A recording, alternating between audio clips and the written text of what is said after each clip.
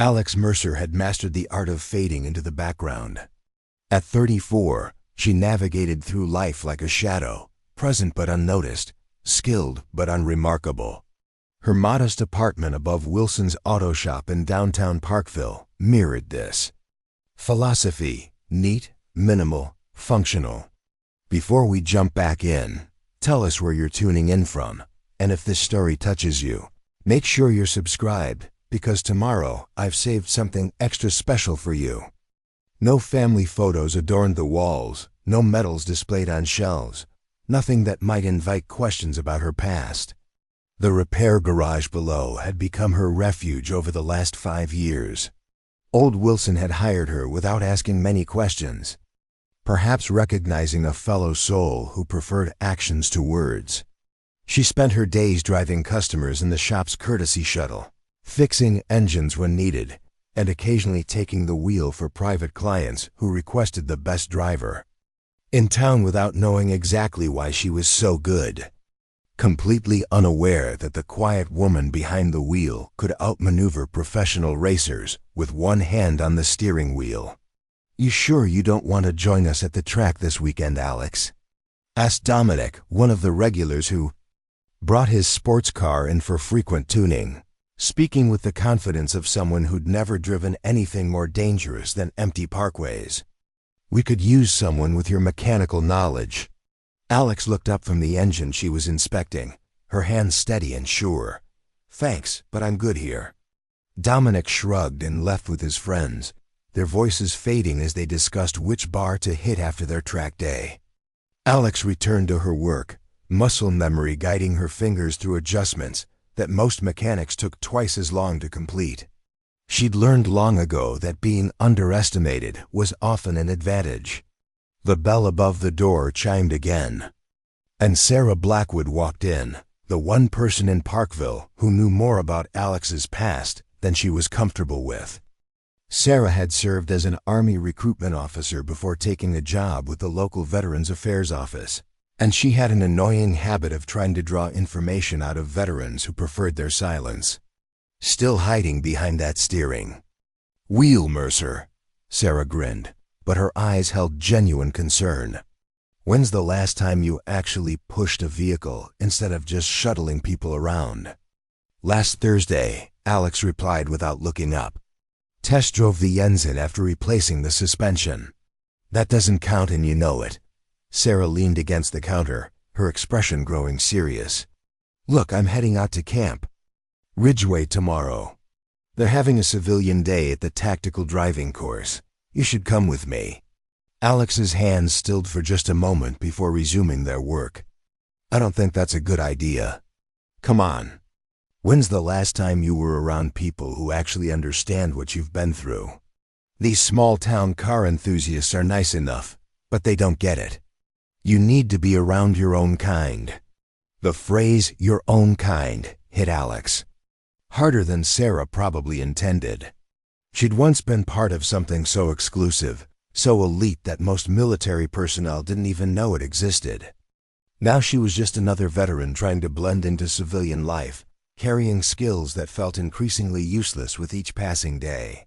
"I'm fine here," she said, but the words sounded hollow even to her own ears. Sarah studied her face with the persistence of someone trained to read people. "Alex, I've seen what happens when operators try to disappear completely.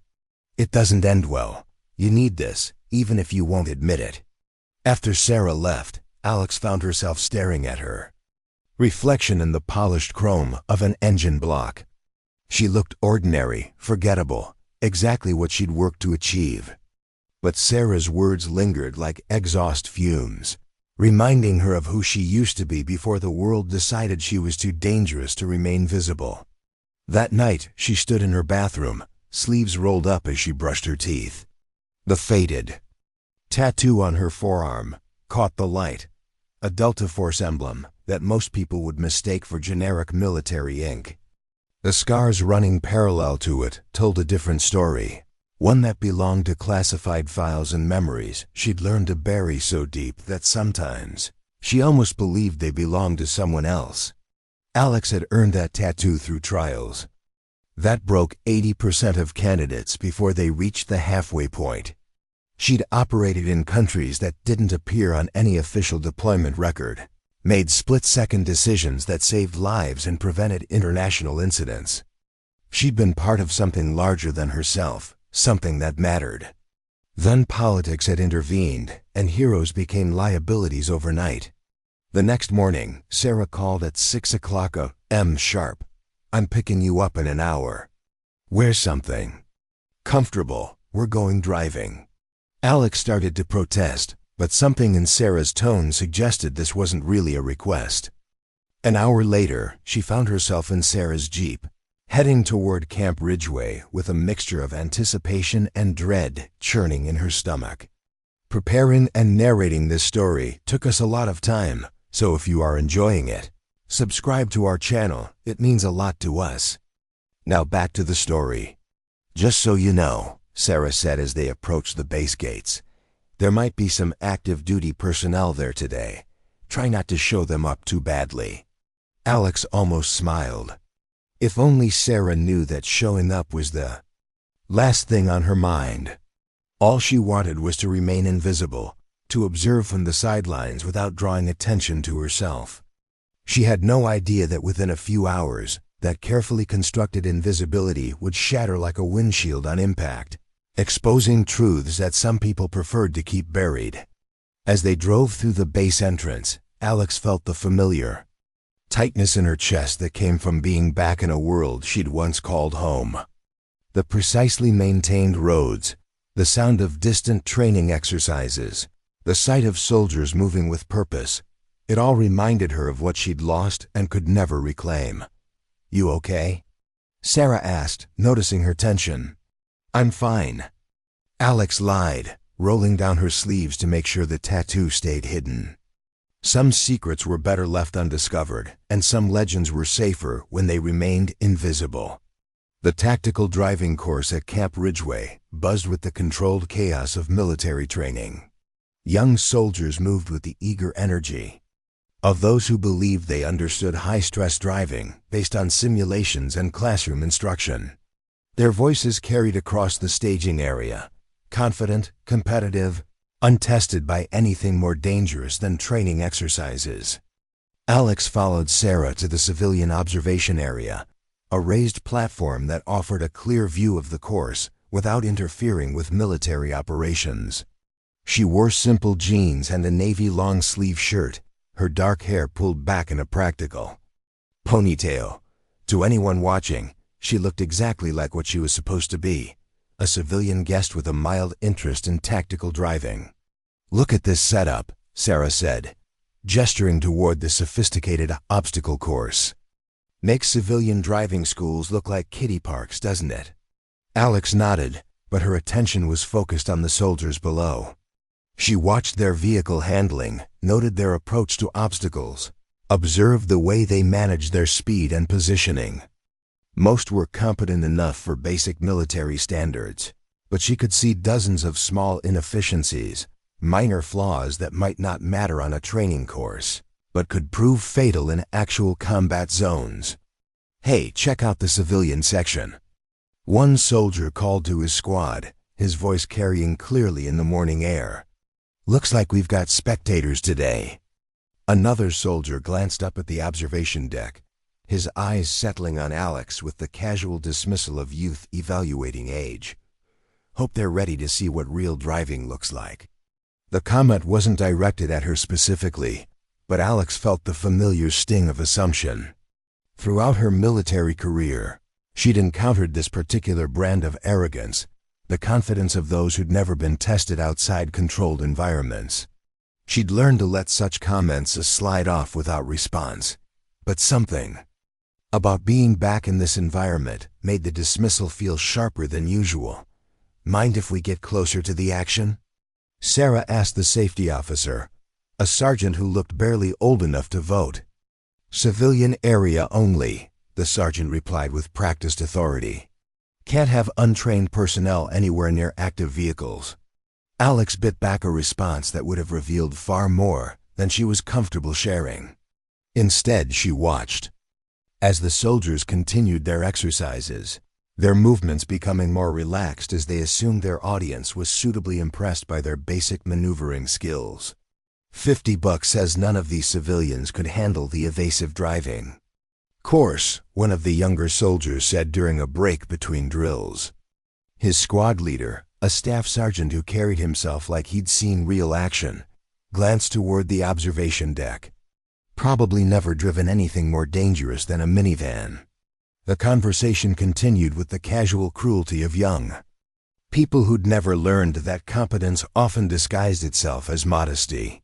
Alex had heard variations of this mockery throughout her career, from instructors who believed women had no place in special operations to enemy combatants who'd underestimated her until it was too late.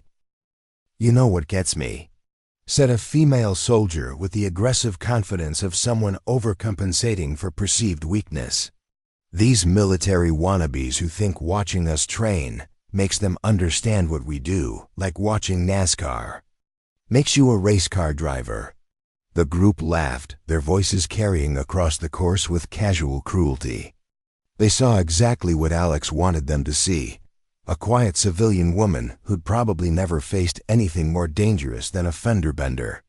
But as the morning progressed, Alex found herself studying the course with professional interest. The vehicles were well maintained, the obstacles appropriately placed, the safety protocols adequate if unimaginative. Her fingers itched with muscle memory, remembering the weight of military-grade vehicles and the precision that had once defined her existence. "I can see you wanting to get down there," Sarah observed quietly. "Want me to ask if they'll let you try a few laps?" "That's not a good idea," Alex replied, but her eyes remained fixed on an unattended tactical vehicle that sat at the staging area like an invitation. Sarah followed her gaze and smiled. "Come on, Mercer. When's the last time you drove something besides shuttle vans and customer cars? You miss it, I can tell." The truth was, she did miss it. Not the politics or the bureaucracy or the impossible decisions that had ultimately destroyed her career, but the pure mechanics of tactical driving. The way a properly handled vehicle felt like an extension of her own body. The moment of perfect control during a high-speed maneuver. The satisfaction of executing a perfect tactical stop exactly as intended, regardless of terrain or conditions. "Besides," Sarah continued, "what's the worst that could happen? You embarrass yourself in front of a bunch of kids who think they invented evasive driving." Alex considered the question seriously. The worst that could happen was recognition. Someone noticing that her driving exceeded civilian standards by several orders of magnitude. Someone asking questions about training that officially didn't exist. Someone looking too closely at the faded tattoo she kept hidden beneath her sleeve. But as she watched the soldiers continue their drills with the casual competence of those who'd never been tested beyond training scenarios, she felt something stirring that she'd tried to bury for 5 years. Not pride, she'd learned that. Pride was a luxury professionals couldn't afford, but purpose. The knowledge that her skills, her experience, her hard-won expertise might still serve something larger than herself. "Just a few laps," she said finally, surprising herself with the decision. "Nothing fancy." Sarah grinned like she'd just won a bet with herself. "Now you're talking. Let me go charm the safety officer." As Sarah walked away to negotiate civilian access to the driving course, Alex rolled up her sleeves slightly, feeling the morning sun on her forearms. The tattoo remained hidden, but she could feel its presence like a secret waiting to be discovered. She had no way of knowing that across the course, Major David Chun was walking toward the civilian section with the intention of introducing himself to their visitors. She had no way of knowing that within minutes, her carefully constructed invisibility would shatter completely. All she knew was that after 5 years of driving courtesy shuttles and fixing engines, she was about to get behind the wheel of a tactical vehicle again, and that some things, once learned, could never be forgotten. "Knock yourself out," the safety officer said with a dismissive shrug after Sarah worked her charm. "Just don't embarrass yourself in front of the real soldiers." Alex walked toward the staging area with measured steps, her movements neither rushed nor hesitant. The tactical vehicle sat exactly where she'd observed it, freshly serviced and properly maintained. As her fingers closed around the familiar steering wheel, muscle memory awakened like a sleeping giant. "Look at this," one of the soldiers muttered to his buddy. "Civilian lady wants to play soldier." Alex ignored the comment, focusing instead on the vehicle's controls. She checked the systems with movements that were too smooth, too automatic for someone who supposedly only drove shuttles. The vehicle felt right, responsive, eager, waiting for the touch of someone who understood its capabilities. She selected the advanced course, more difficult than what most of the soldiers had been attempting. No practice runs, no familiarization. Laps, just a calm breathing pattern that had served her through extraction training and hostile territory navigation in places where one mistake meant death for her entire team. The advanced course? The female soldier who'd called her a wannabe laughed. Someone's feeling ambitious. Alex adjusted her seat with microscopic precision and started the engine. The world narrowed to the space between her and the course ahead. Breathing controlled, heartbeat steady, everything else falling away until nothing existed except the mechanics of perfect vehicle handling. She navigated the course with a precision that couldn't be taught in standard training. Each maneuver, executed with mechanical perfection that spoke of thousands of hours behind the wheel and years of experience that couldn't be faked or forgotten. When she completed the course in record time, Alex parked the vehicle carefully at the staging area. She said nothing, made no dramatic gestures, offered no explanations. She'd learned long ago that exceptional performance spoke louder than words ever could. The digital timer displayed a completion time that beat the day's best run by nearly 40 seconds, driving that exceeded military advanced standards by a considerable margin. The soldiers who'd been watching fell silent. Even their instructor stopped mid-sentence, staring at the timer that defied explanation. This wasn't luck or beginner's fortune. This was the kind of precision that required training most of them had never imagined. Holy! One of the younger soldiers breathed, then caught himself before finishing the profanity. "Probably just a fluke," another muttered, but his voice carried uncertainty rather than conviction.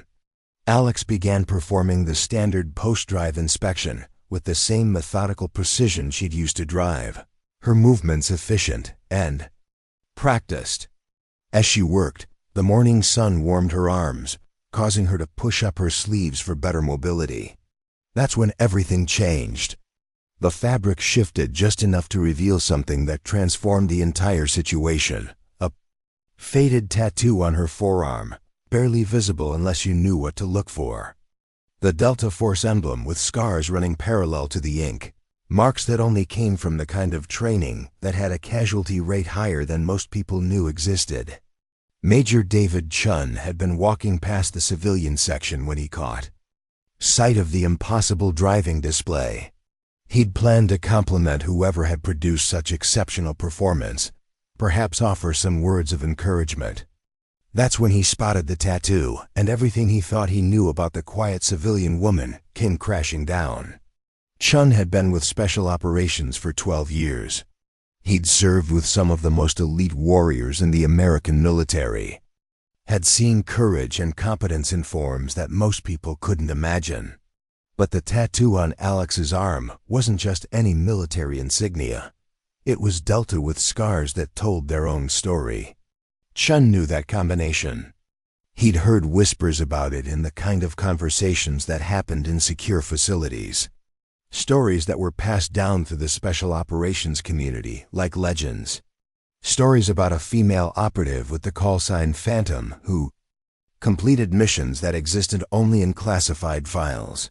Someone who'd survived operations that military planners had written off as impossible. Someone who disappeared from active duty after an incident that raised more questions than it answered. "My God," Chun whispered, barely audible, "it's really you."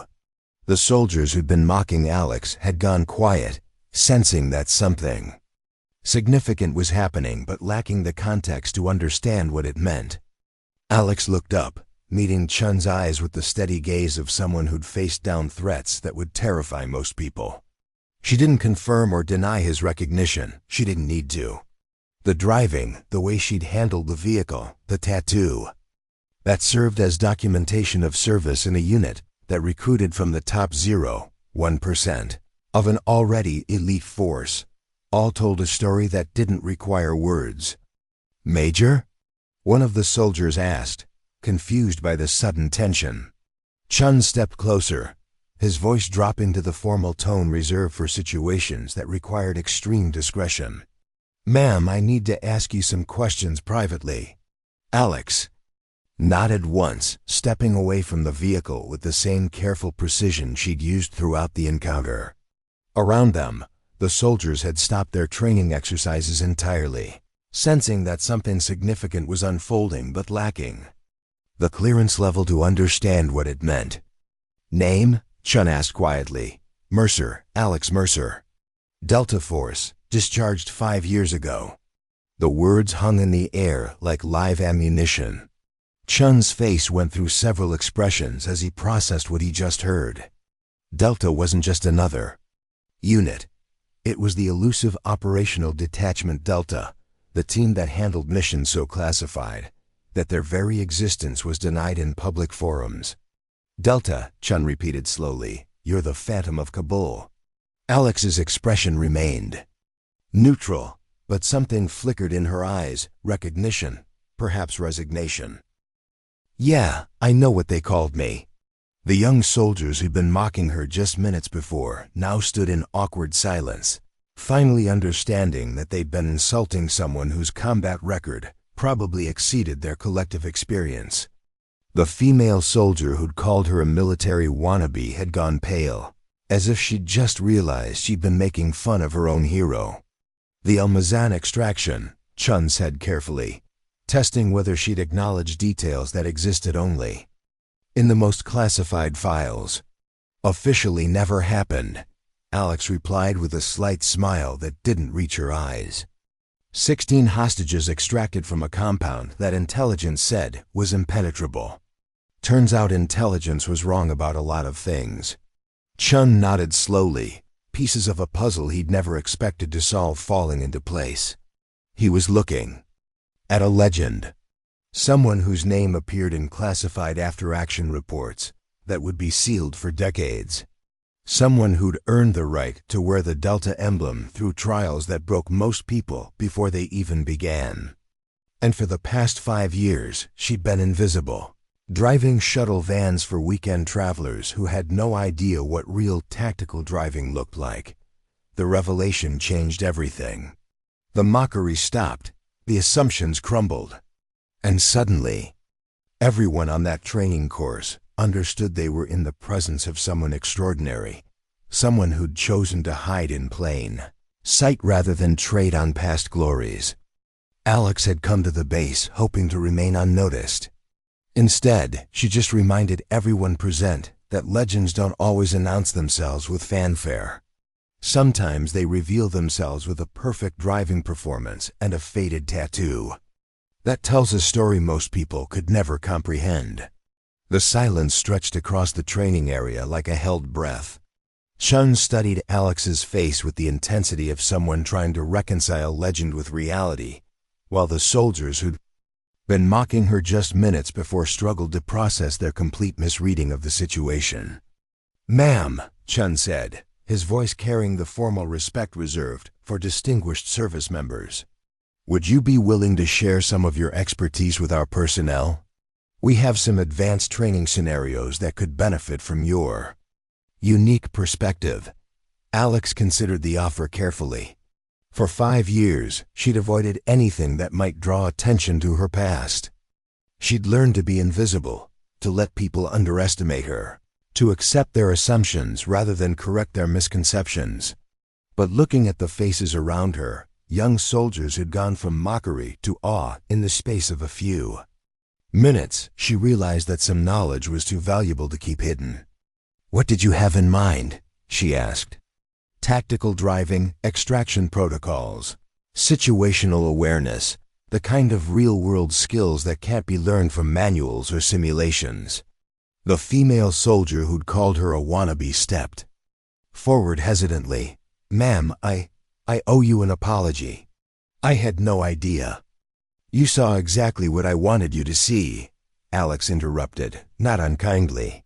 "Don't apologize for drawing reasonable conclusions based on available information. That's actually good tactical thinking." The young woman looked uncertain, as if she couldn't decide whether she was being complimented or corrected. Alex understood the confusion. She'd spent her entire military career navigating the space between expectation and reality, between what people assumed about her and what she could actually accomplish. "However," Alex continued, "this is also a lesson about assumptions. In combat, the person who doesn't look dangerous is often the most dangerous of all. The enemy who appears weak might be drawing you into a trap. The civilian who seems helpless might be the one person capable of extracting you from an impossible situation." Chun nodded approvingly. "Exactly the kind of perspective our people need to hear." Word of the incident spread through Camp Ridgeway with the speed that only military gossip could achieve. By afternoon, every soldier on the base had heard some version of the story. The details varied with each telling. Some said she'd been undercover. Others claimed she'd been testing base security. But the core truth remained constant. The Phantom of Kabul had walked among them, invisible and unrecognized until a moment of casual mockery had revealed who she really was. Alex found herself the center of attention in a way that made her deeply uncomfortable. Officers appeared at the course throughout the day, making excuses to observe her impromptu training sessions. Senior enlisted personnel found reasons to walk past the civilian area, hoping to catch a glimpse of the legend they'd heard about in hushed conversations. "This is what you wanted, isn't it?" Sarah asked as they prepared to leave the base that evening. "Recognition for what you've accomplished?" Alex shook her head. Recognition was never the point. The mission was the point. The team was the point. Everything else was just paperwork. But even as she said it, she had to admit there was something satisfying about seeing those young soldiers approach their training with newfound seriousness. The casual arrogance had been replaced by focused attention. The dismissive comments replaced by thoughtful questions. "Ma'am," one of the soldiers had asked during an afternoon session, "how do you maintain control when everything is going wrong around you?" "Training until your responses become automatic," she replied. "But more importantly, accepting that fear is normal. Fear keeps you alive. Panic gets you killed. The difference is preparation." It was the kind of honest conversation about combat operations that these soldiers had probably never experienced. Most military training focused on techniques and procedures, but Alex spoke about the psychological realities that no manual could adequately address. As they drove away from the base, Alex found herself thinking about the tattoo on her arm. Not just the ink, but what it represented. For 5 years, she'd treated it like evidence of a past life, something to be hidden and forgotten. Today it had served as documentation that her experience and expertise still had value. "You know," Sarah said, breaking the comfortable silence, "there are probably dozens of bases that could use what you just offered those soldiers." "I'm not interested in becoming a traveling instructor," Alex replied, but her tone lacked conviction. "I'm not talking about traveling. I'm talking about teaching. Really teaching. Not just driving shuttles at Wilson's shop, but passing on knowledge that could save lives." The suggestion lingered between them as they drove through the evening traffic. Alex had spent 5 years trying to disappear, to become invisible, to let the world forget that someone like her had ever existed. But today had reminded her that some skills were too valuable to waste, some experiences too important to bury. Her phone buzzed with a text message from an unknown number. "Ms. Mercer, this is Major Chun. Would you be available to discuss a more formal arrangement? The soldiers you worked with today showed more improvement in one afternoon than we typically see in a month. We could use someone with your expertise on a regular basis. Alex stared at the message, weighing the implications. Accepting would mean stepping back into a world she'd tried to leave behind. Accepting visibility she'd spent years avoiding. But it would also mean that her knowledge, hard-won through trials that had broken most people who attempted them, could serve something larger than herself again. She thought about the young soldiers who'd started the day mocking what they didn't understand and ended it, asking serious questions about survival. She thought about the skills she'd learned in places that didn't appear on any map, techniques that had been tested in situations where failure meant death. Most importantly, she thought about the teammates who hadn't made it home, people who trusted her to cover their backs, who'd relied on her expertise to complete missions that officially never happened. What would they think about her hiding in an auto shop, driving shuttles while the next generation of warriors learned from instructors who'd never faced real combat? "What are you thinking?" Sarah asked, noticing her contemplation. Alex looked at her reflection in the passenger window, seeing not the invisible civilian she'd tried to become, but the warrior she'd never really stopped being. The tattoo on her arm might be faded, but the knowledge it represented was as sharp as ever. "I'm thinking," she said slowly, "that maybe some things are too important to keep hidden." Her fingers traced the outline of the tattoo through her sleeve, remembering not just what she'd lost, but what she still had to offer. The Phantom was about to step back into the light. 3 weeks after the incident at Camp Ridgeway, Alex found herself in an office she'd never expected to see again. Military Special Operations Command, sitting across from Major David Chun and Colonel James Blackwood, the base's commanding officer. The walls were lined with commendations and unit photographs, the kind of formal military atmosphere that Alex had once navigated with ease. "Ms. Mercer," Colonel Blackwood began, his tone professional but warm. "Major Chun has briefed me on your background, as well as the training session you conducted with our soldiers. I'm authorized to offer you a position as civilian tactical instructor with security clearance appropriate to your previous service record." Alex had expected this conversation, but hearing the formal offer still caught her off guard. For 5 years, she'd convinced herself that her military career was over, that her expertise was no longer wanted or needed. Now she was being invited back into the world she'd been forced to leave. What would the position entail, she asked. Advanced tactical driving, extraction protocols, situational awareness, essentially sharing real-world experience that our standard curriculum can't provide, Chun explained. You'd work with small groups, focus on practical application rather than textbook theory. And the security requirements? Colonel Blackwood leaned forward slightly. Your previous clearance would be reinstated with appropriate updates. Some of what you'd be teaching touches on classified techniques, methods that can't be shared through normal channels. Alex understood the implications. They weren't just offering her a job. They were offering her a way back into the community she'd lost, the professional family that politics had forced her to abandon. Can I ask why now? Alex said. My discharge wasn't exactly amicable. The two officers exchanged glances. Colonel Blackwood spoke carefully. Let's just say that some decisions made 5 years ago are being reassessed. The political climate that led to your discharge has evolved. Your expertise is needed now more than it was then. It was as close to an admission of wrongdoing as Alex was likely to get from official channels. The system that had scapegoated her for an operation that saved lives was now quietly acknowledging they'd made a mistake. I'll need to think about it, Alex said. Of course. Take all the time you need, but I hope you'll consider the impact you could have. The soldiers you worked with 3 weeks ago are still talking about what they learned. That kind of knowledge transfer is invaluable. As Alex drove away from the base, she found herself taking a detour through downtown Parkville, past Wilson's auto shop, where she'd spent 5 years in comfortable anonymity.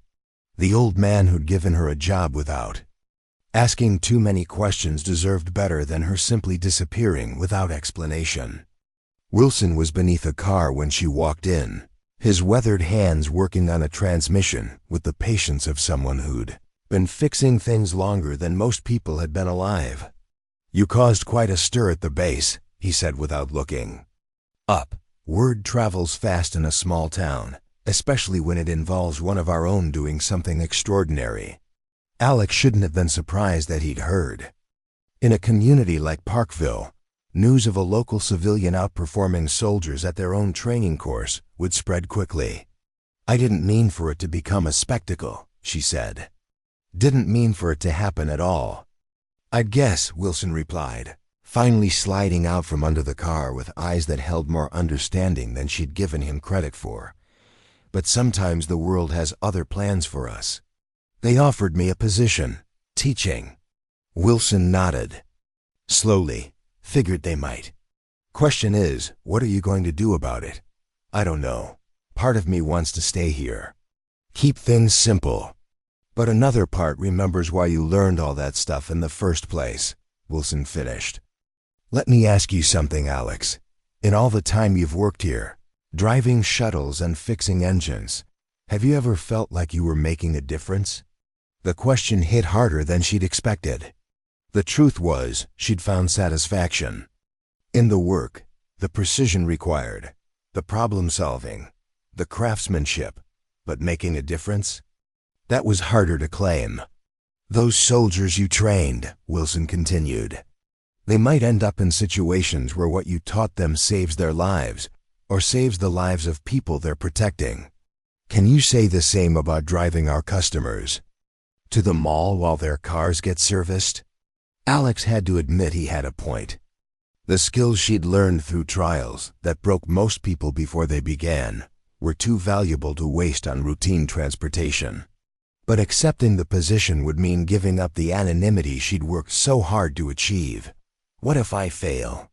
she asked. "What if I'm not as good at teaching as I was at other things?" Wilson smiled, the expression transforming his gruff features. "Alex, in 5 years of watching you work, I've never seen you fail at anything you put your mind to. The only failure would be not trying." That evening, Alex sat in her apartment, staring at the business card Colonel Blackwood had given her. The decision felt enormous, not just about accepting a job, but about reclaiming an identity she'd been forced to abandon. Her phone rang. "Sarah." "So," she said without preamble, "heard you met with the brass today. Are you going to take it?"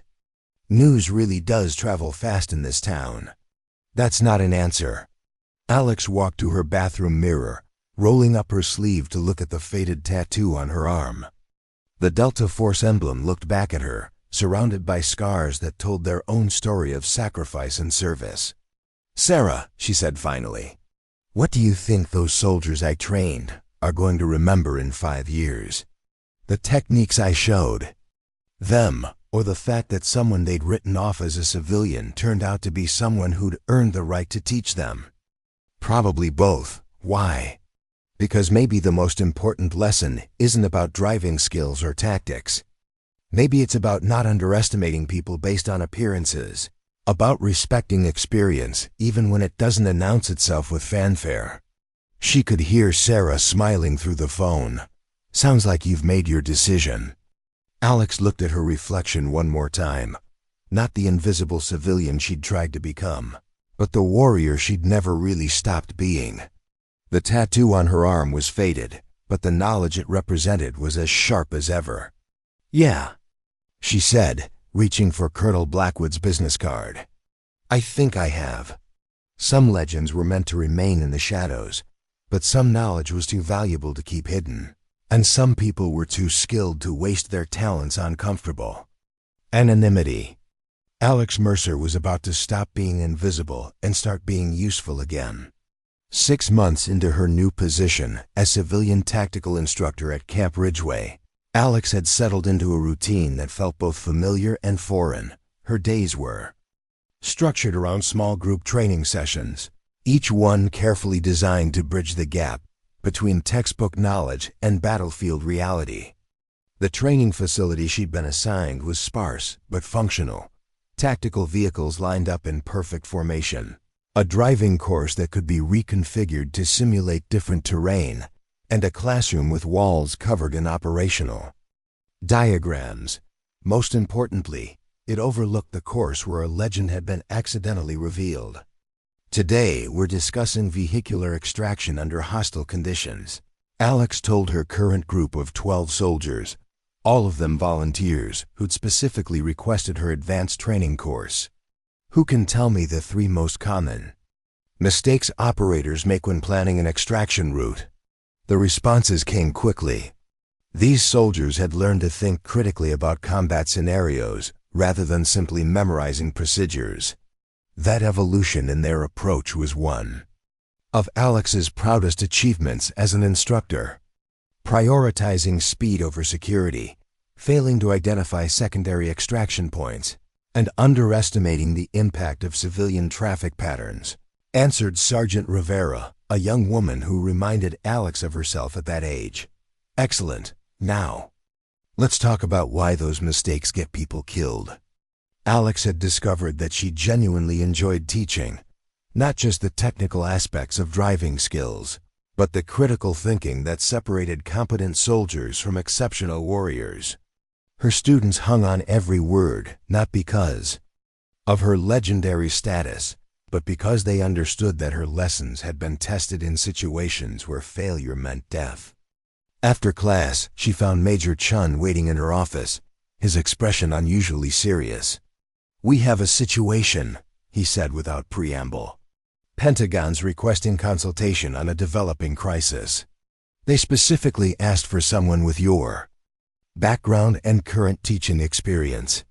Alex felt the familiar tightness in her chest that came with high-stakes military operations.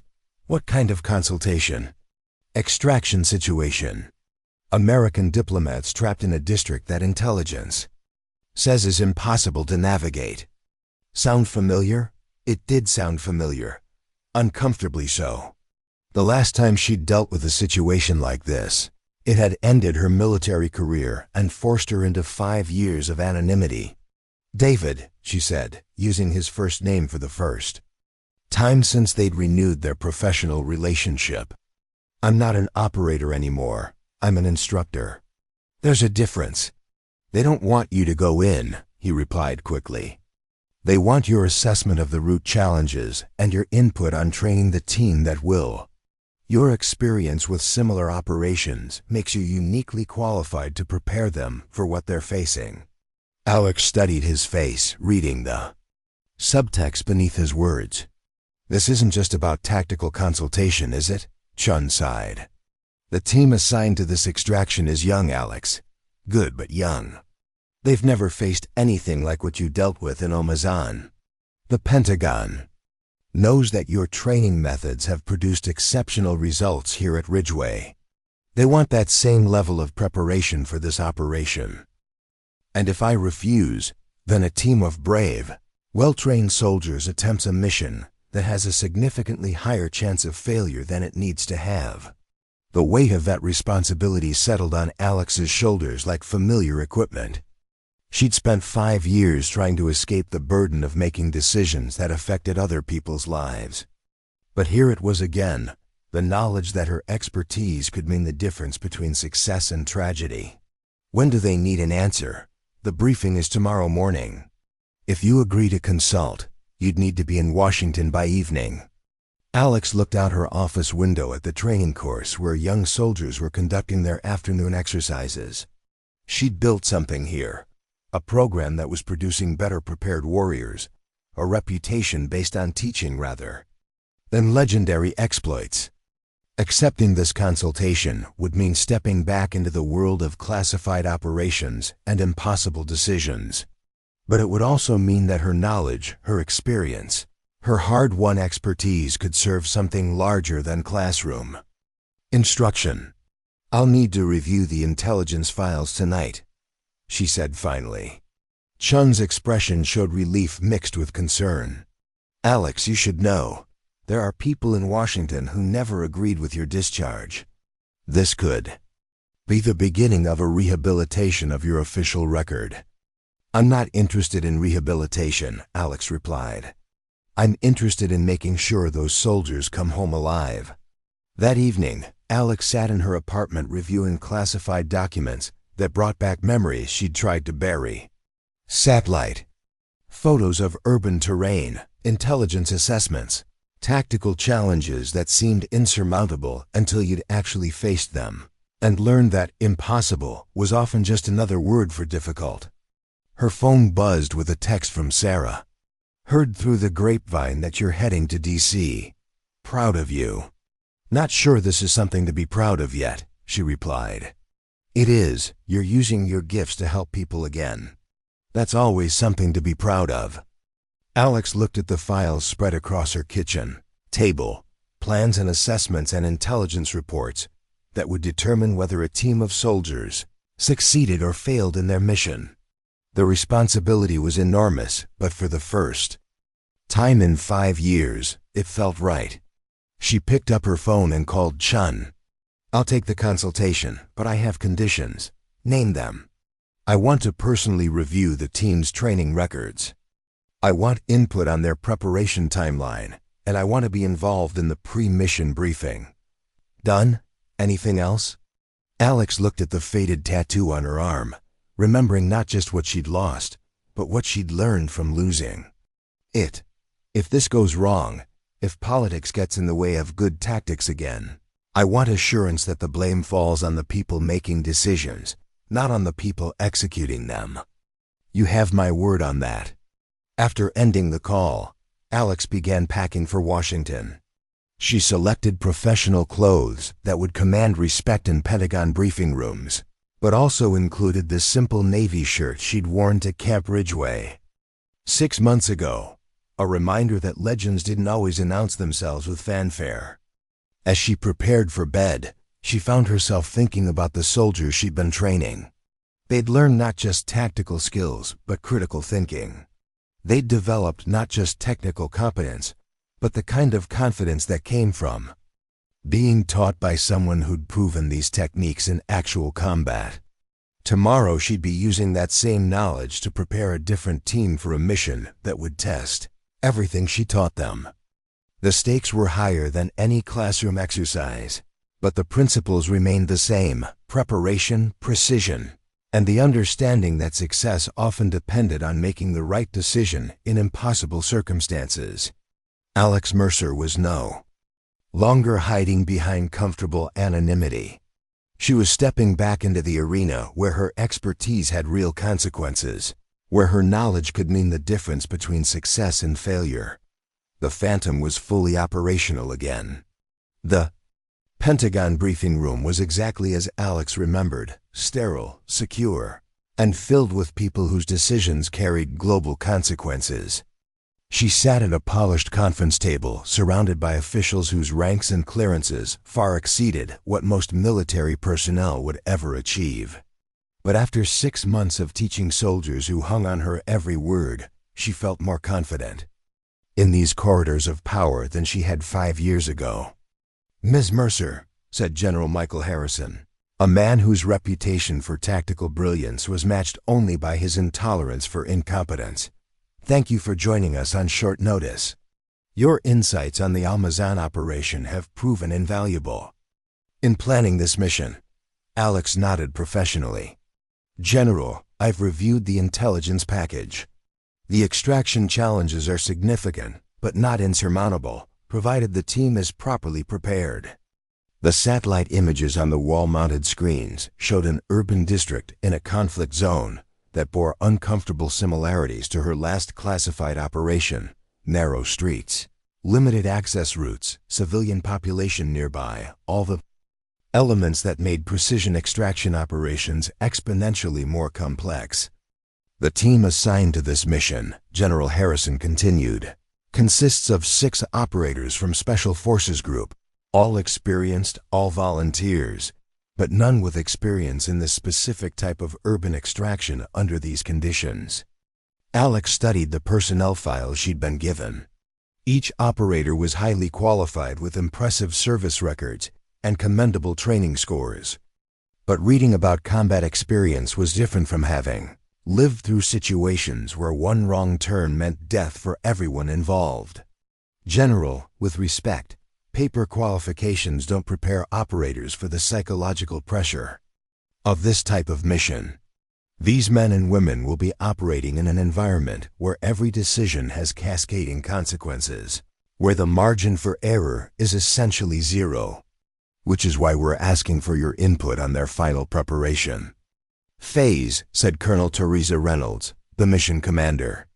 You have 7 days to enhance their readiness for challenges they've never faced.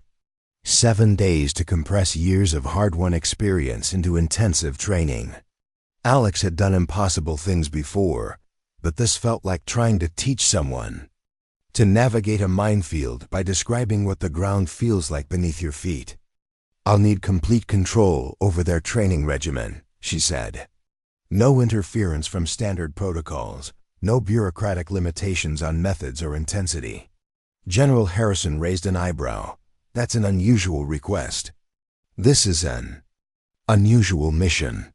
These operators need to understand not just what to do, but how to think when everything goes wrong. Standard training methods won't accomplish that in 7 days. The room fell silent as the assembled officials considered her demand. Alex understood the risk she was taking, asking for authority that exceeded normal channels, demanding trust that her reputation might not fully support. Approved, General Harrison said finally. But understand, Ms. Mercer, if this mission fails because of inadequate preparation, the responsibility falls on everyone in this room. Understood? General, but if it succeeds because these operators were properly prepared for what they're facing, that credit belongs to them. 3 days later, Alex found herself at a classified training facility in North Carolina facing 6 Special Forces operators who represented some of the most elite warriors in the American military. They stood in formation, their bearing reflecting years of discipline and training. Ladies and gentlemen, Alex began, everything you think you know about urban extraction is about to be challenged. Over the next 4 days, we're going to simulate failure scenarios that your previous training never addressed. You're going to learn how to succeed when success seems impossible. The lead operator, Captain James Walker, stepped forward slightly. Ma'am, with respect, we've all completed advanced extraction training. We're familiar with complex scenarios. Alex smiled, not with condescension, but with the understanding of someone who'd once shared that confidence. Captain, how many of your training scenarios involved route denial, civilian interference, and hostile surveillance simultaneously? Walker's expression shifted slightly. None that included all 3 simultaneously. This mission includes all 3 plus factors that intelligence hasn't identified yet. Your previous training prepared you to execute perfect plans under controlled conditions. I'm here to prepare you for imperfect execution under impossible conditions. Over the following days, Alex subjected the team to training scenarios that pushed them beyond anything they'd experienced. She created situations where their primary routes were blocked, where their backup options were compromised, where success required improvisation and adaptation rather than flawless execution. Your tendency, she told them after a particularly challenging simulation, is to rely on predetermined routes and protocols. But in this environment, those advantages might not be available. You need to learn how to succeed with minimal resources and maximum constraints. The operators initially struggled with her approach. They were accustomed to training that built confidence through repeated success. Alex's methods deliberately introduced failure as a learning tool, forcing them to develop resilience and adaptability. Ms. Mercer, said Lieutenant Samantha Reeves after a simulation where every primary and secondary route had been blocked. This is the 3rd scenario today where we've had to completely improvise our approach. Is the mission intelligence really this unreliable? Alex looked at the young officer with the steady gaze of someone who'd learned these lessons through experience rather than training. Lieutenant, in my experience, Mission intelligence is always unreliable in some way. The question isn't whether your plan will survive contact with reality. It's whether you can adapt quickly enough when reality proves your plan wrong. By the 5th day, something had changed in the team's approach. They still executed with precision, but they developed the kind of mental flexibility that allowed them to pivot when circumstances shifted. They'd learned to see obstacles not as defeat, but as information that required tactical adjustment. Time, Alex called, ending their final training scenario. The operators had just completed a simulation. That included every complication she could imagine, and several she'd introduced without warning. Captain Walker approached her, his expression thoughtful. "Ma'am, I need to admit something. When we started this training, some of us questioned whether a civilian instructor could teach us anything we didn't already know. And now we understand that the difference between training and experience isn't just what you know, it's how you think, when what you know isn't enough." Alex nodded, feeling the satisfaction that came from successfully transferring knowledge that had been earned through trials most people couldn't survive. "Captain, you and your team are ready for this mission. Not because you won't face unexpected challenges, but because you've learned how to overcome them." The following morning, as the team prepared for deployment, General Harrison approached Alex in the facility's briefing room. "Ms. Mercer, I've observed military training for 3 decades. What you accomplished with this team in 5 days was remarkable. They were already exceptional operators, General. I just helped them understand that exceptional isn't always enough. Sometimes you need to be adaptable too. The mission launches in 8 hours. Any final thoughts?" Alex looked through the window at the team conducting their final equipment checks. 6 warriors who'd learned to think differently about success and failure, about adaptation and resilience. "They're ready," she said simply. "Whatever happens out there, they're as prepared as human training can make them." As she watched the team board their transport aircraft, Alex felt the familiar mixture of pride and anxiety that came with sending people into danger. She had given them everything she could, knowledge earned through her own trials, wisdom purchased with her own sacrifices. Now it was up to them to prove that legends could be teachers as well as warriors. 14 hours after the team's deployment, Alex sat in the Pentagon's Operations Center, watching satellite feeds and listening to encrypted communications that would determine whether her intensive training had been sufficient. The mission was progressing according to plan, but she'd learned long ago that plans were just starting points for improvisation. "Nomad team, this is oversight," came the voice through secure communications. "Primary extraction route is compromised. Heavy civilian presence. Switching to secondary approach." Alex leaned forward slightly, recognizing the moment when her training would be truly tested. This was exactly the kind of situation she'd prepared them for, the moment when textbook solutions became inadequate and adaptation became survival. "Copy oversight. Nomad team is adjusting approach vector. We've identified an alternate route, not on the original plan." Captain Walker's voice carried calm confidence rather than stress. Alex felt a surge of professional satisfaction hearing that tone. It meant the team understood that complications were just problems to be solved, not reasons to panic. For the next 3 hours, she watched the operators navigate challenges that would have overwhelmed less prepared personnel. They encountered roadblocks where intelligence had predicted none, found their targets in different locations than expected, and had to extract under active surveillance when their primary exfiltration plan fell apart. But they adapted. They improvised. They succeeded. Oversight. This is Nomad team. All packages secured. Exfiltration complete. 0 casualties. The operations center erupted in quiet celebration, the kind of controlled joy that military professionals expressed when months of planning culminated in successful execution.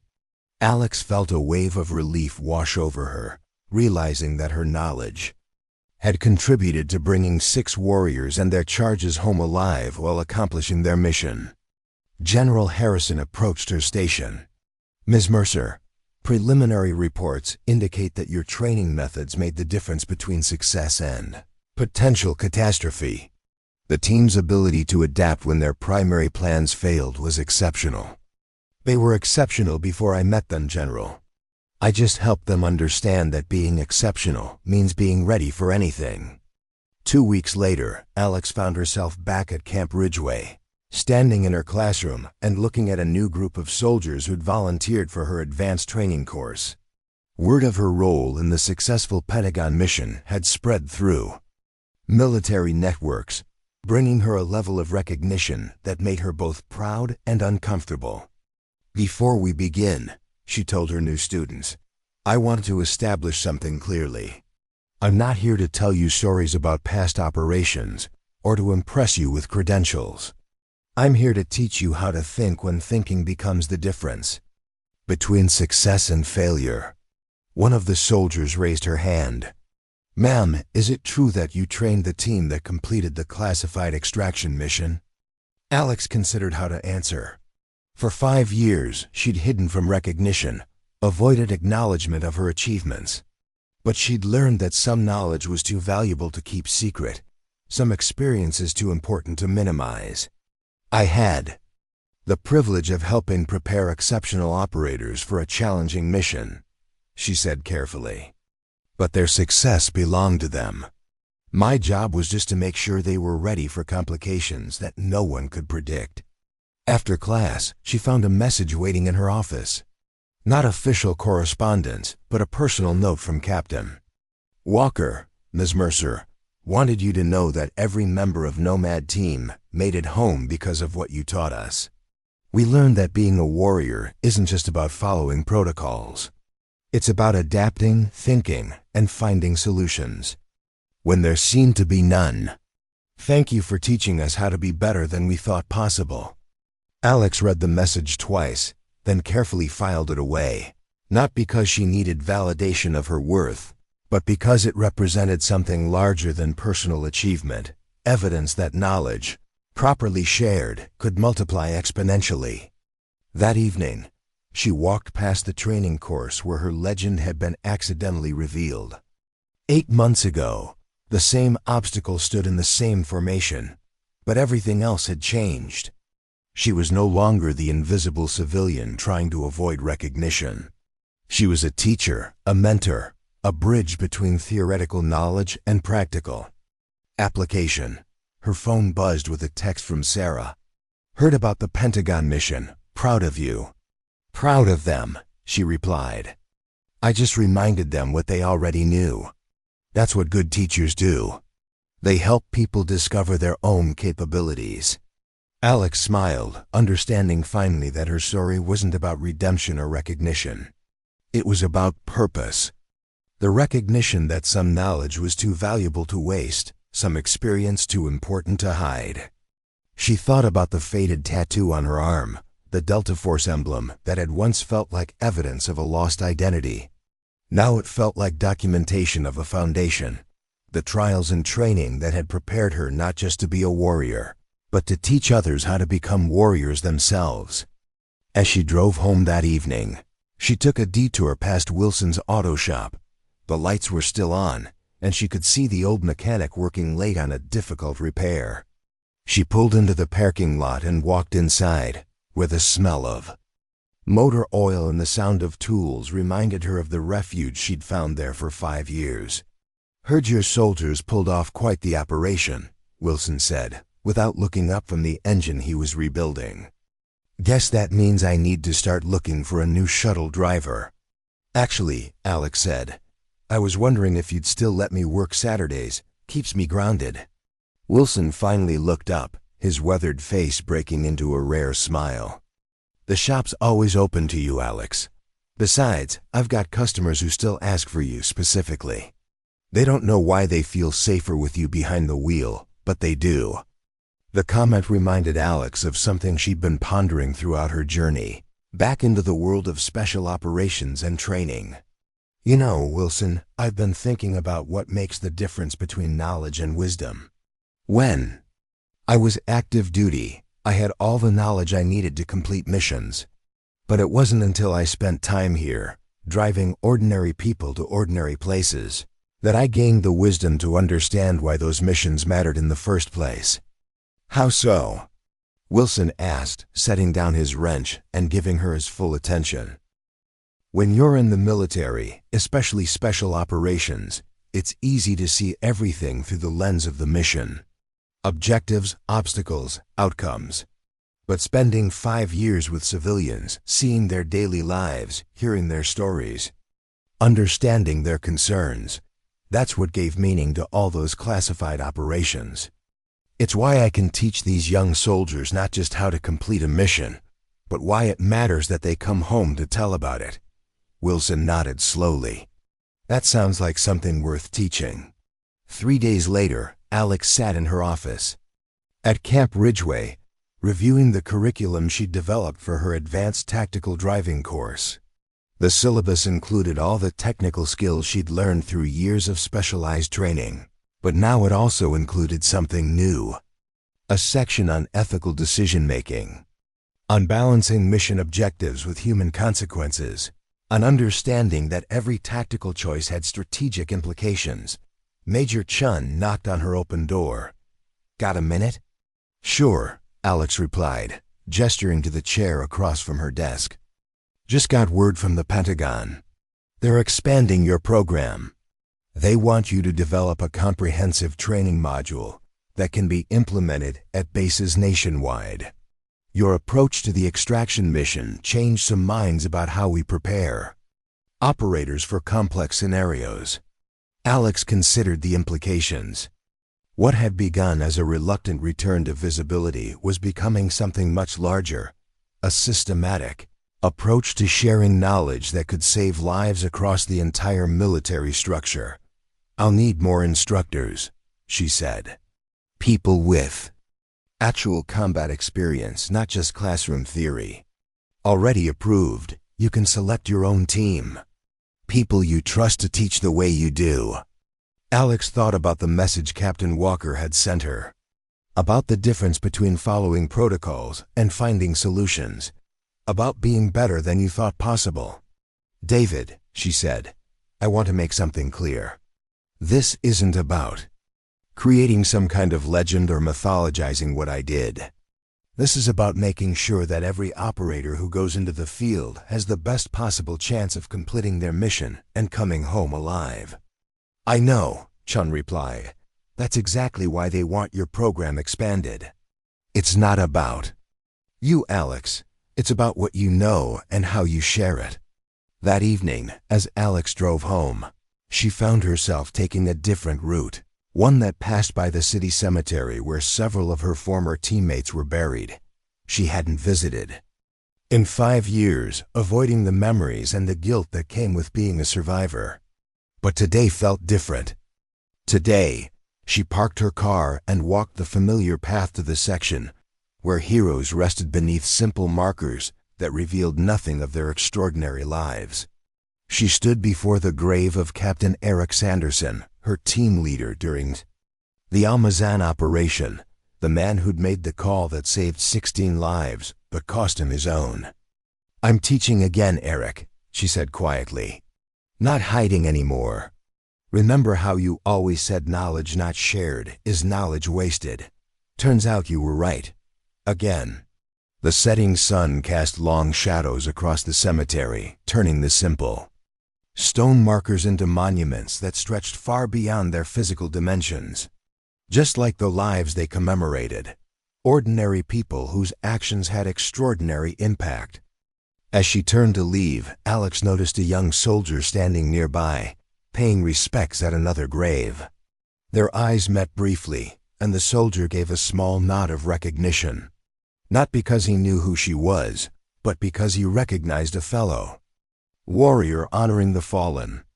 In that moment, Alex understood that her journey had come full circle. From the elite operator who'd hidden her talents to the reluctant instructor who'd revealed them, to the confident teacher who now embraced the responsibility of sharing what she knew. The invisible driver had become a visible leader, not through seeking recognition, but through accepting purpose. Her phone buzzed with a message from Colonel Blackwood. Curriculum expansion approved. Implementation begins next month. How soon can you start selecting your instruction team? Alex typed her response without hesitation. Already started. This is what I was meant to do. As she drove away from the cemetery, she glanced at her reflection in the rearview mirror. The face that looked back was neither the hardened operator from her Delta days nor the invisible civilian from her time at Wilson's shop. It was something new, a synthesis of experience and purpose, of past and future, of warrior and teacher. The tattoo on her arm was no longer a secret to hide, but a foundation to build upon, not just for herself, but for every soldier who would benefit from the wisdom she'd earned through trials most people couldn't imagine. Alex Mercer, once known as the Phantom of Kabul, had found a new identity, not defined by what she'd done in the shadows, but by what she could bring into the light. 1 year after the incident at Camp Ridgeway, Alex stood before a classroom of 30 instructors from bases across the country. These weren't raw recruits or even experienced operators.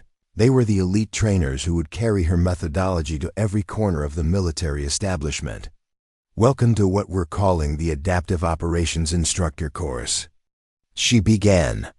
Each of you was selected because you understand that the difference between mission success and failure often comes down to one factor: adaptability.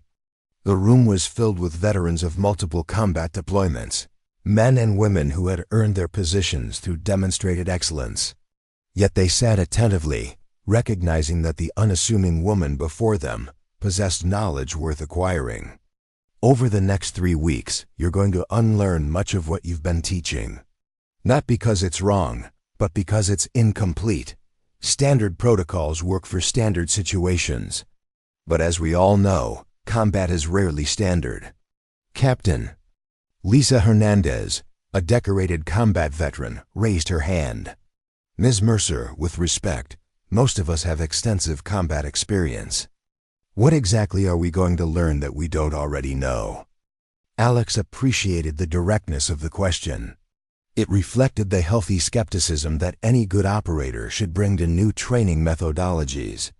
Captain, you and everyone in this room have proven yourselves under fire.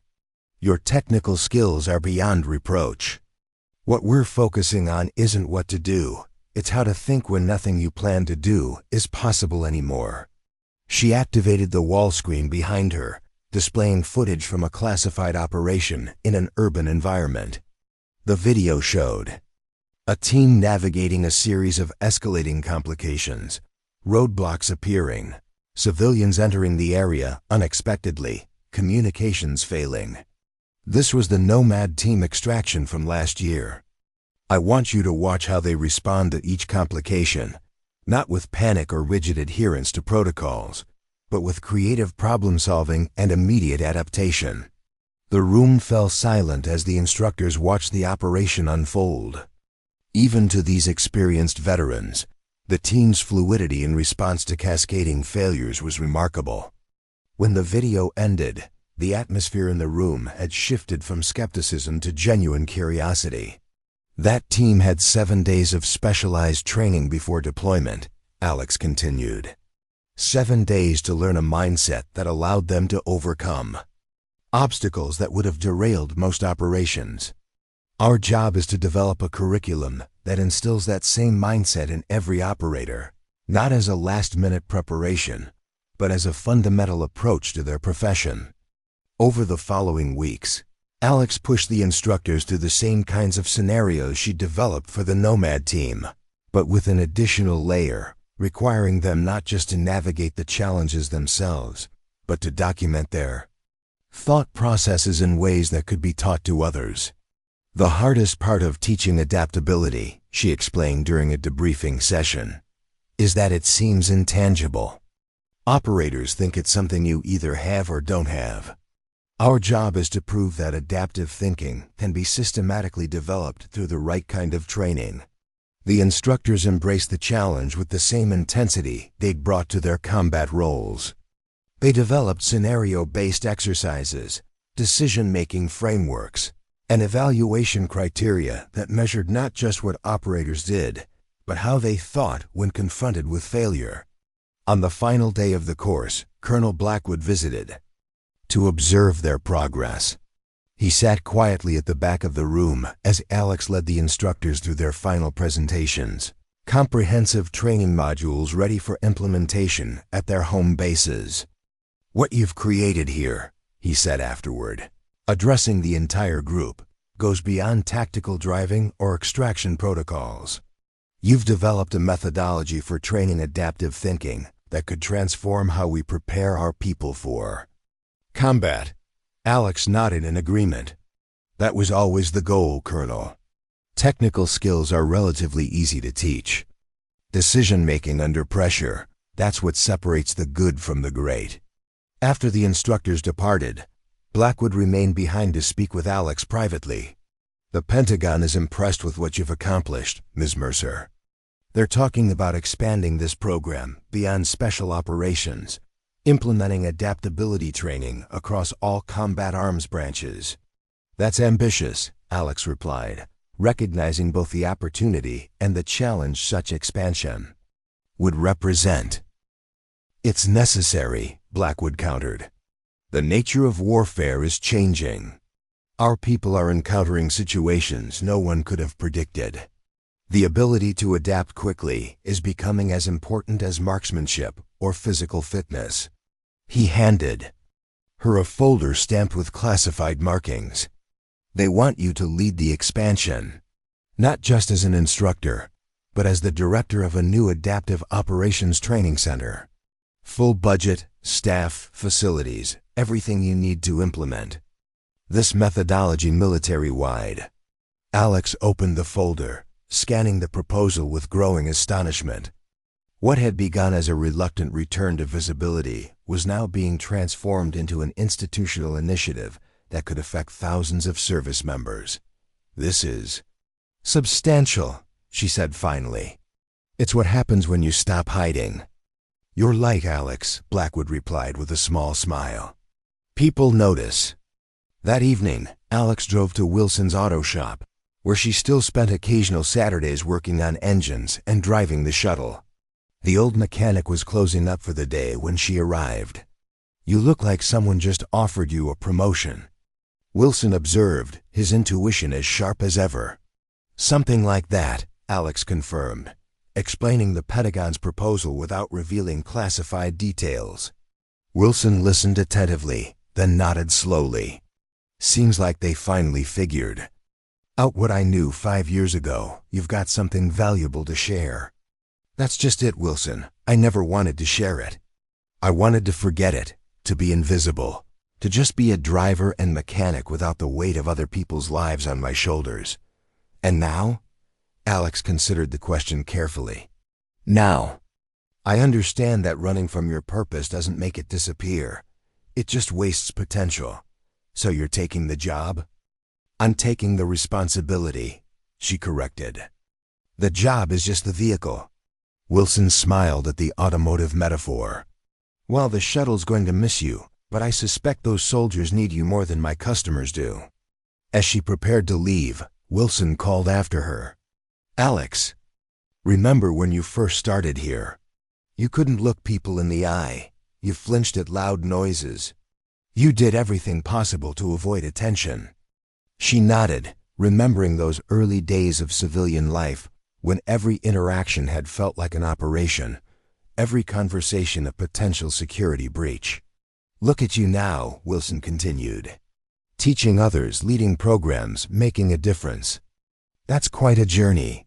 "It wasn't the journey I planned," Alex admitted. "The best ones never are," Wilson replied with the wisdom of someone who'd seen many lives transform in unexpected ways.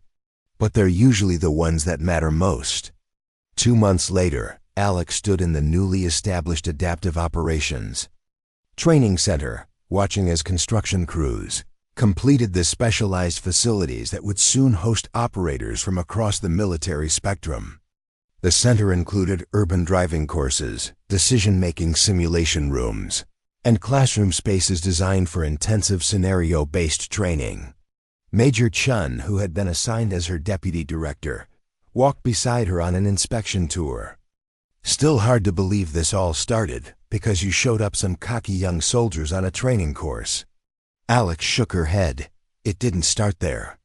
It started 5 years earlier, when politics decided that certain operators were too dangerous to remain active. Everything since then has been a long, unplanned journey back to purpose." "Speaking of politics," Chun said, his tone becoming more serious, "there's something you should know. The Senate Armed Services Committee is reviewing the circumstances of your discharge. There's talk of not just reinstatement of your security clearances, but a formal acknowledgement that the decision was politically motivated." Alex stopped, walking, surprised by this development. "I didn't ask for that. You didn't have to. Your work over the past year spoke for itself. The success of the Nomad mission, the instructor training program, this center, it's created momentum that even Washington can't ignore." She resumed walking, processing this information. "I'm not interested in vindication, David. I'm interested in making sure the next generation of operators has every possible advantage when they go into harm's way. The two aren't mutually exclusive," Chun pointed out. "Your official rehabilitation makes it easier to implement your methodologies. It gives you authority beyond your personal reputation." As they completed their tour, Alex noticed a group of visitors being escorted through the facility, senior military officials from several branches, all there to observe the new training center taking shape. Among them was General Harrison, who had overseen the Nomad extraction mission. He broke away from the group when he spotted Alex, approaching with the directness that had characterized their previous interactions. "Ms. Mercer," he greeted her. "Or should I say Director Mercer now?" "Alex is still fine, General," she replied. "The Joint Chiefs are very interested in what you're building here," Harrison continued. "There's a growing recognition that adaptability training may be as fundamental to modern warfare as weapons proficiency." "That's encouraging to hear, sir." "It's more than encouragement," Harrison clarified. "It's a paradigm shift. For decades, we've trained our people to follow protocols and procedures. You're teaching them to think when those protocols fail, to adapt, improvise, and overcome in real time." Alex recognized the significance of such a shift. Military training had always emphasized discipline and adherence to established doctrine. What she was proposing was a complementary approach that valued creative thinking and rapid adaptation, without abandoning necessary structure. "The first full training cohort arrives next week," she told the general. 40 operators from across special operations communities. If we can demonstrate measurable improvements in their decision-making under pressure, the program expands to conventional forces next quarter. Harrison nodded approvingly. "I'll be following your progress closely. This could transform how we prepare our people for the complexities of modern conflict." After the visitors departed, Alex retreated to her office, a simple space that reflected her preference for functionality over status. On the wall hung a single-framed photograph, not of herself, but of the Nomad team standing beside their vehicles after completing their mission. It served as a daily reminder of why her work mattered. Her phone rang. Sarah Blackwood, who had started this entire journey by inviting her to Camp Ridgeway that fateful day. "Just checking in," Sarah said. "Heard you're about to launch the first official training cycle. How are you feeling?" "Focused," Alex replied. "Maybe a little nervous. This is bigger than anything I ever planned to do." "But exactly what you were meant to do," Sarah observed. "You know, when I first met you at the VA office, I saw someone trying desperately to disappear. But there was something in your eyes that didn't match, a spark of purpose that couldn't be extinguished, just temporarily dimmed. I was content at Wilson's, Alex protested mildly. You were hiding at Wilson's, Sarah corrected. There's a difference between contentment and resignation. You were settling for less than you were capable of giving. The observation struck Alex as uncomfortably accurate. For 5 years, she had convinced herself that anonymity was preferable to purpose, that safety was worth the sacrifice of impact. I'm not hiding anymore, she acknowledged. No, you're not, Sarah agreed. And look at what's happening as a result. Lives saved, operators better prepared, an entire training methodology revolutionized. That doesn't happen when people play small. After the call ended, Alex found herself reflecting on Sarah's words. Playing small. It was an apt description of her years at Wilson's auto shop, not because the work itself was insignificant, but because she had been using it as a shield against her own potential. The next morning, Alex arrived at the training center before dawn, wanting time alone before the day's activities began. She walked the urban driving course in the dim light, mentally reviewing the scenarios that would challenge the first cohort of trainees. As the sun rose, she heard footsteps approaching, Major Chun also arriving early. Couldn't sleep? He asked. Just wanted to make sure everything's ready, she replied. Chun gestured toward the elaborate facility around them. It's remarkable what you've built in such a short time. Not just the physical infrastructure, but the intellectual framework, the entire approach to adaptive training. I had help, Alex pointed out. A lot of help. Yes, but it all started with you, with your willingness to step out of the shadows and share what you know. As they talked, the first staff members began arriving, the instructors she'd trained, the support personnel who would manage the complex operation of the center. Each greeted her with a mixture of respect and camaraderie that reflected the culture she'd worked to establish. Professional but not rigid, disciplined but not dogmatic. By mid-morning, the first training cohort had arrived, 40 operators, representing the most elite units in the military. They gathered in the main briefing room, their expressions revealing the mixture of curiosity and skepticism that Alex had come to expect from experienced warriors encountering a new training methodology. She stood before them, no longer the invisible driver from Wilson's auto shop, but not quite the legendary Phantom either. She had become something new, a bridge between experience and potential, between hard-won wisdom and future capability. Welcome to the Adaptive Operations Training Center, she began. Over the next 3 weeks, you're going to face challenges designed to break your preconceptions about what's possible under pressure. You're going to fail repeatedly and sometimes spectacularly. And through that failure, you're going to discover capabilities you never knew you had. The operators exchanged glances, some skeptical, others intrigued. Each of you was selected because you're already exceptional at what you do, Alex continued. Our job isn't to replace your existing skills, but to add a new dimension to them. The ability to adapt instantly when circumstances render your primary approaches ineffective. A hand raised, a naval special warfare operator with the confident bearing of someone accustomed to being the best in any room. Ma'am, with respect, most of us have already been in situations where things went sideways. We've adapted on the fly. What makes this training different? It was a fair question, and one Alex had anticipated. Chief, improvisation under pressure is indeed something all of you have experienced. What we're offering is a systematic approach to that improvisation, a framework for decision-making that operates at the subcognitive level, allowing you to adapt faster and more effectively than your adversaries. She activated the display screen, showing footage from a recent operation where adaptability had made the difference between success and failure. This team had the benefit of the training you're about to receive.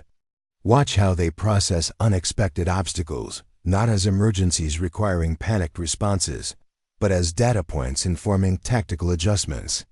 The room fell silent as the Operators watched the footage with the critical eyes of professionals evaluating peer performance. When it ended, the atmosphere had shifted subtly, skepticism giving way to professional curiosity. "Ladies and gentlemen," Alex concluded, "by the time you complete this course, you won't just be exceptional operators. You'll be exceptional operators who can think their way through situations that would stop others cold. That's the difference we're here to make." As the cohort dispersed to begin their initial assessments, Major Chun approached Alex with an expression of quiet admiration. "You never mention your own background when you address them," he observed. "Most people with your record would lead with it." "My record isn't the point," Alex replied. "Their potential is. Besides, legends can be intimidating. They can make extraordinary achievements seem unattainable. I want them focused on what they can become, not on stories about the past." Throughout that first day, Alex moved between training stations, observing as her instructors began the process of challenging experienced operators to think beyond their established patterns. Some responded with immediate enthusiasm, embracing the opportunity to expand their capabilities. Others showed more resistance, clinging to approaches that had served them well in the past. By evening, when the trainees had been dismissed to their quarters, Alex gathered her instructional staff for an initial assessment. "First impressions?" she asked the room. "Technically proficient across the board," offered Captain Hernandez, who had become one of Alex's most valued instructors. "But there's a wide spectrum of adaptability. Some are naturally flexible thinkers. Others are more procedure-oriented." "That's to be expected," Alex replied. "Our job is to meet them where they are and move them forward." By the final week, even the most rigid thinkers should be demonstrating measurable improvement in adaptive response. As the meeting continued, Alex found herself reflecting on her own journey from the elite operator who'd hidden her talents to the instructor who now shared them openly. The path had been neither straight nor easy, but it had led to a place of undeniable purpose. Later that night, alone in her quarters, Alex rolled up her sleeve and looked at the faded Delta Force tattoo that had once been her most closely guarded secret. The emblem that had marked her as a member of an elite community now served a different purpose, a reminder not of what she had been, but of what she had to offer. Her phone chimed with a message from Sarah. "First day with the new cohort. How did it go?" "They're where they need to be," Alex replied. "Skilled, confident, open to growth. The rest is up to us." "And you? Where are you in all this?" Alex considered the question carefully before responding. "I'm exactly where I'm supposed to be. Not hiding, not seeking recognition, just using what I know to make a difference."